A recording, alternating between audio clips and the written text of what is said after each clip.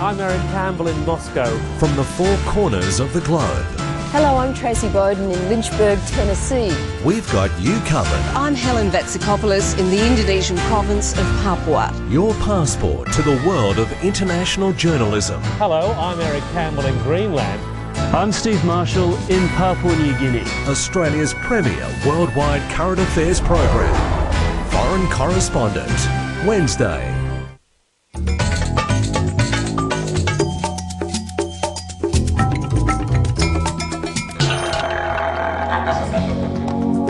Port Lincoln has a population of around 13,500 people.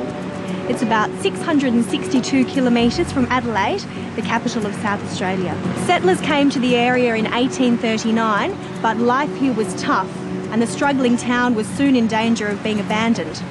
Today, however, Port Lincoln is a thriving and prosperous town thanks to its billion-dollar seafood and aquaculture industry. Day trippers can get a look at the fishing industry by following the seafood and aquaculture trail. So, I better get started. So I'm off to do the tuna cages tour.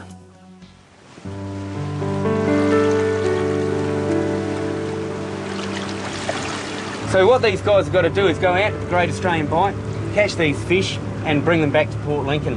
They put them in these farms to gain 30 to 50% of their body weight in fat and oil. That's all they're here for. So they come in as juvenile fish and get fattened up.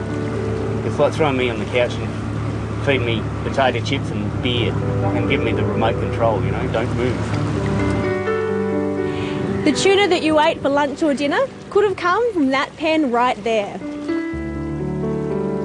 These fish are about 38 kilo now. That's a feeder cage out in the centre. They drop frozen blocks into that cage to slow release the feed.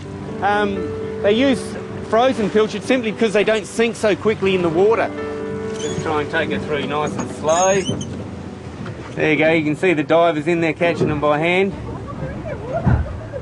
It's not a real easy job.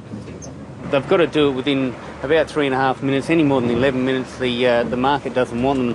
Catch them by hand, then hand them up onto the harvest boat, which is then sorts them out fairly quickly and puts them onto brine to cool the fish down. This happens so that the fish doesn't heat itself up under stress and cook itself. Okay, this is a satellite seal colony.